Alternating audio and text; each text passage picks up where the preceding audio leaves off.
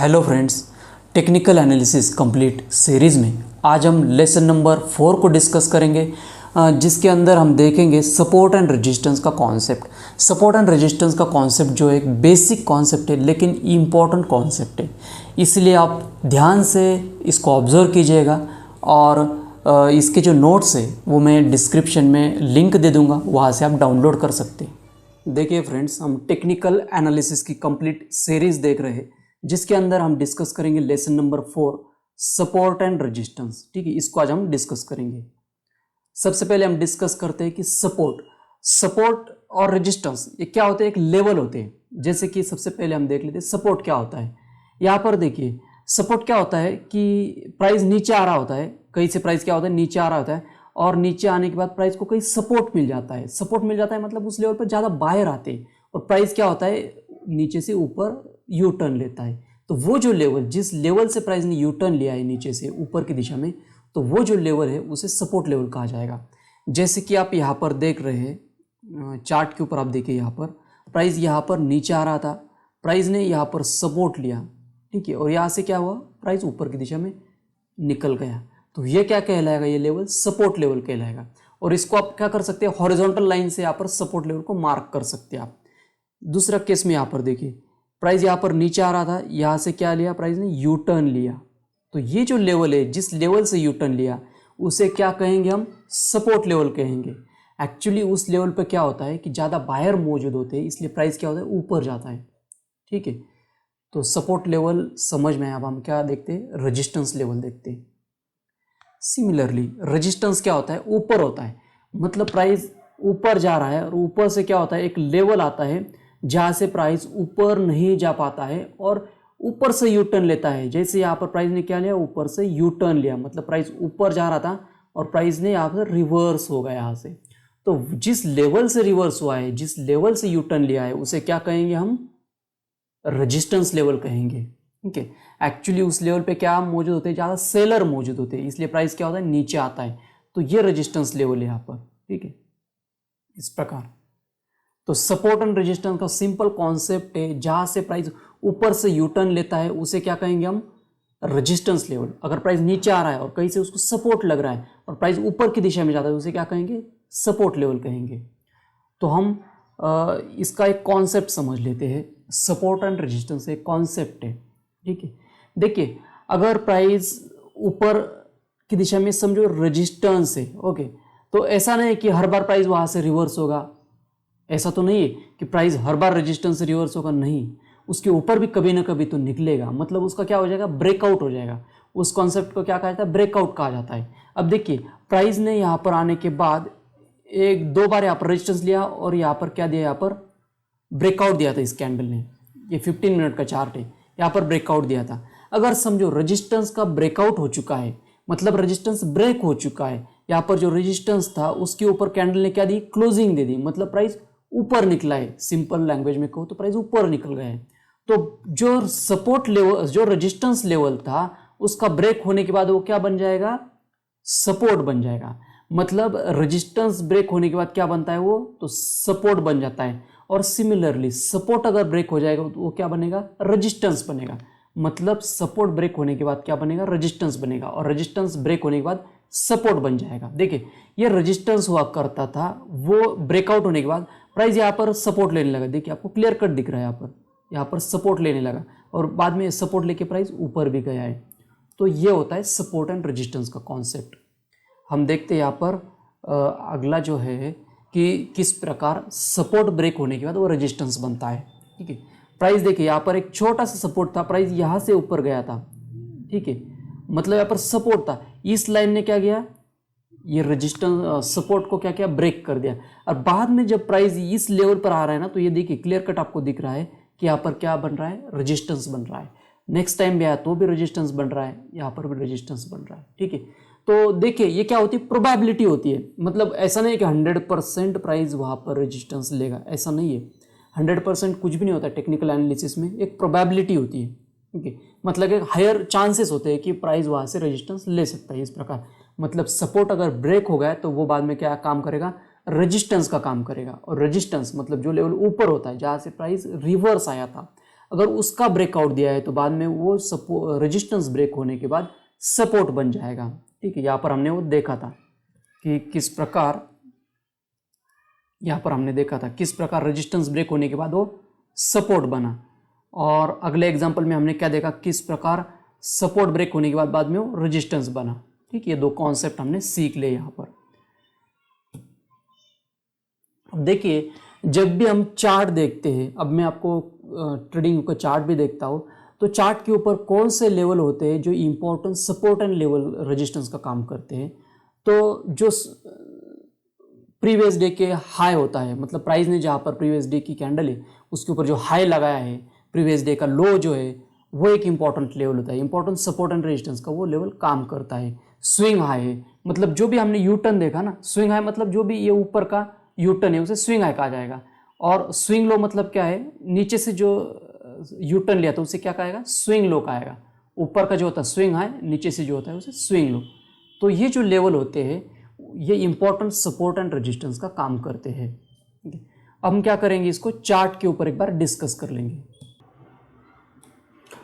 तो ये bank Nifty का चार्ट है 5 मिनट का। आप 5 मिनट देख सकते हैं, 15 मिनट भी देख सकते हैं, कोई इशू नहीं उसमें। अब यहाँ पर आप देखोगे तो क्लियर कट आपको यू टर्न कहाँ दिख जाएगा सपोर्ट देखने के लिए। ये 27 का चार्ट है बैंक निफ्टी का, 5 मिनट का चार्ट मैंने लगा लिया है। ठीक है, यहाँ से प्राइस ने क्या लिया, यू टर्न लिया, मतलब ये क्या है, सपोर्ट लेवल है। नेक्स्ट टाइम जब प्राइस यहाँ से आ रहा है तो प्राइस यही से ले रहा है, सपोर्ट लेवल से क्या है, ऊपर जा रहा है। तो आपको अगर मार्क करना हो सपोर्ट लेवल तो इस प्रकार आप मार्क कर सकते हैं। ठीक है, इस लेवल पर आप इस लो को भी मार्क कर सकते हैं, आप ये जो क्लोजिंग प्राइस है यहाँ पर भी मार्क कर सकते हैं। फ्लेक्सिबिलिटी हमेशा थोड़ी रखनी है, थोड़े पॉइंट्स की। ठीक है, तो थोड़ा ऊपर नीचे हो ही जाता है, एग्जैक्ट नहीं होता है वो। ठीक है, देखिए यहाँ पर इस लेवल के पास आने के पास प्राइस ऊपर गया है। ठीक है, अब देखिए यहाँ पर प्राइस, मतलब ये सपोर्ट लेवल हमने मार्क किया था यहाँ पर। नेक्स्ट टाइम जब प्राइस आया तो उसी लेवल से मार्केट ने सपोर्ट लिया है। अब देखिए यहाँ से यू टर्न लिया है प्राइस ने। ठीक है, अब ये क्या है, रेजिस्टेंस लेवल है, हमने इसको समझो मार्क कर दिया। ठीक है, इस वीक को हमने मार्क कर दिया, रेजिस्टेंस लेवल है। आप रेड कैंडल से भी मार्क कर सकते हैं, सपोर्ट लेवल आप मतलब रेड लाइन से भी मार्क कर सकते हैं, हॉरिजॉन्टल लाइन। हॉरिजॉन्टल किस प्रकार ड्रॉ कर सकते हैं, इसके ऊपर क्लिक करना है और आप इस प्रकार हॉरिजॉन्टल लाइन ड्रॉ कर सकते हैं। ठीक है, इस प्रकार। तो रेजिस्टेंस लेवल मैंने क्या किया, रेड लाइन से मार्क कर दिया।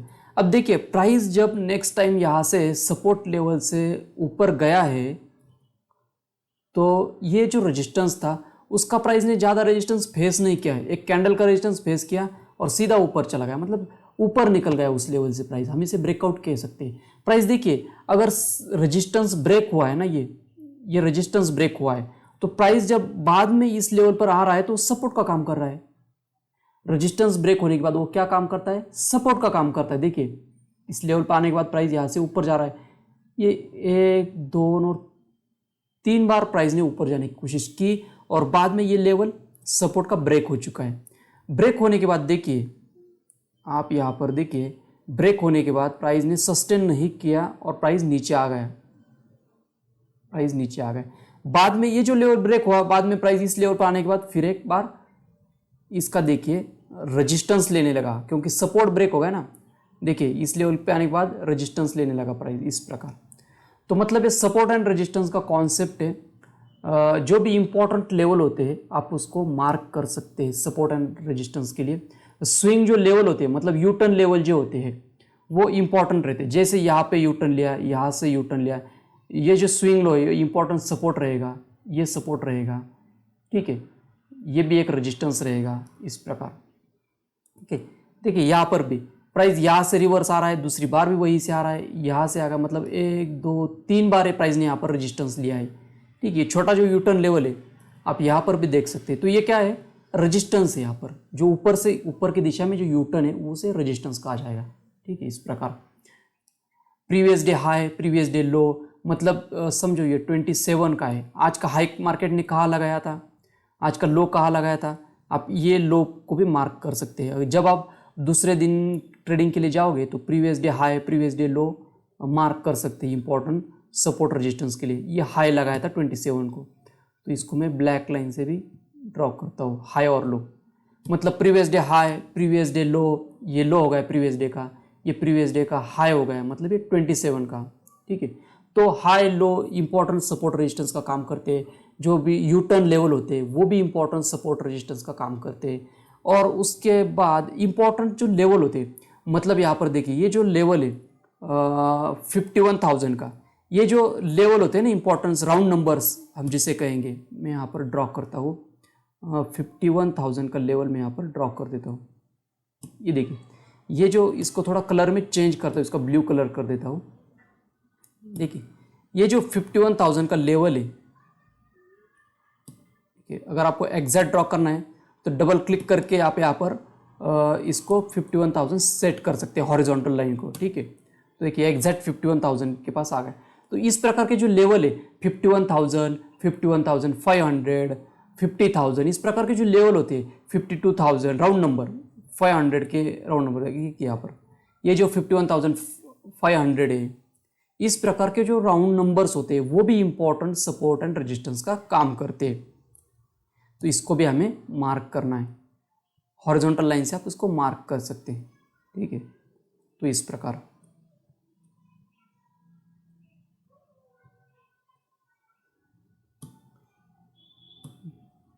ओके।